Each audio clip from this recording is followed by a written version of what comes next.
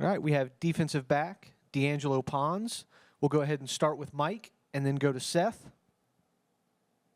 Yeah, D'Angelo. I mean, obviously, you played a lot of star-laden lineups here in terms of Ohio State, Alabama, Oregon. How does Oregon kind of compare to those other two, and maybe what's kind of the strength you see from that group?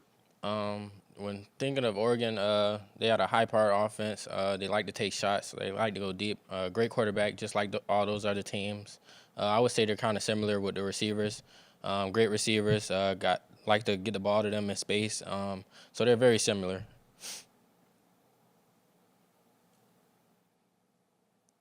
All right, go ahead, Seth, and then we'll go to Pete.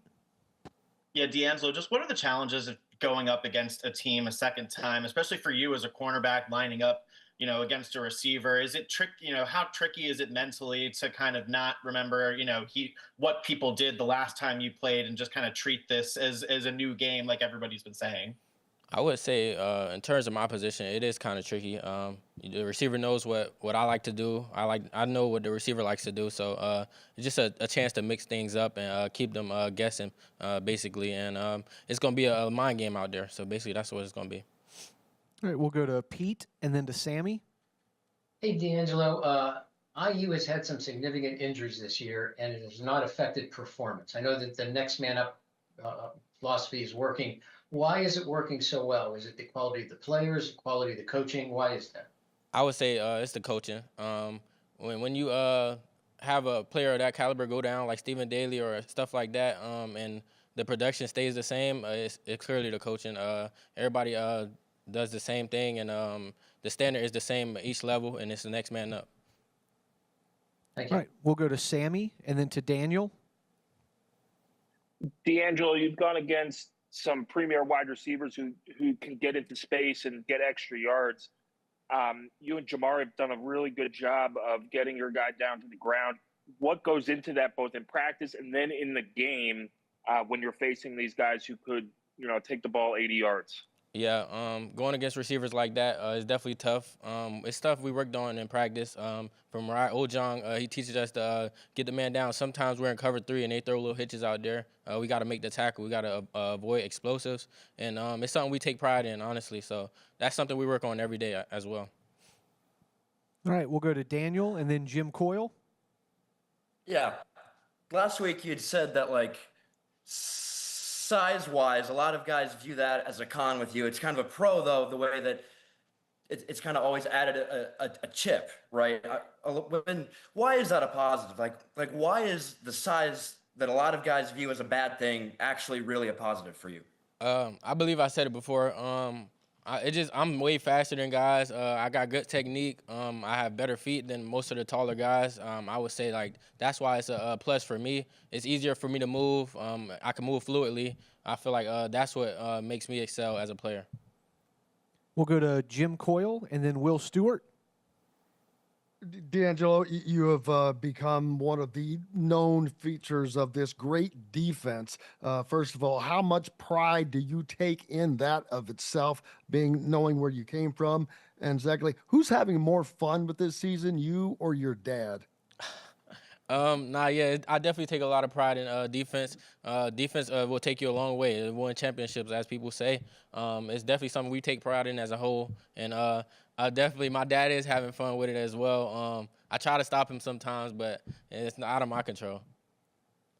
All right, we'll go to Will Stewart and then to Dan.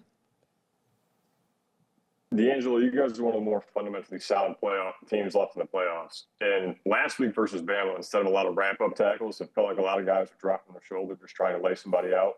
Was there something that played into that, or was that just how the game was going for you guys on defense?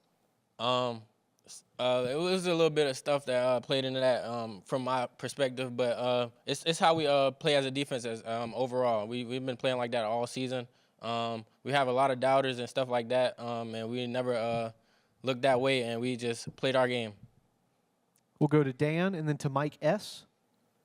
D'Angelo, when you look on either side of you and you've been going through the season with your brothers on the field, what has this whole experience been like? What are some words to kind of describe what this journey has been like as this Indiana team has grown to the point that you're at the semifinals of the college football playoff? Honestly, in my perspective, words can't really describe the feelings that we're going through right now. we're just taking it one day at a time. Try to go 1-0 each week. Really, I haven't really thought on the season and how well it's gone. I would say like after the season, I would probably do that and look back on it. But right now, we're just trying to go 1-0 each week. We'll go to Mike S. and then Zach B. Yeah, D'Angelo, a quote from Coach Haynes about you. He said, D'Angelo competes with every fiber in his being. That seems like a great compliment. I'm curious where that comes from in your kind of evolution as a football player. I would say just from having that chip on my shoulder, hearing that I'm undersized, being under-recruited out of high school and stuff like that, always overlooked. I would say that's where it comes from. Just that dog in me, I feel like it's come from being overlooked. Like I always thought that I never got the credit for what I was putting on the field, and I just proved that every day. And Zach B., last one.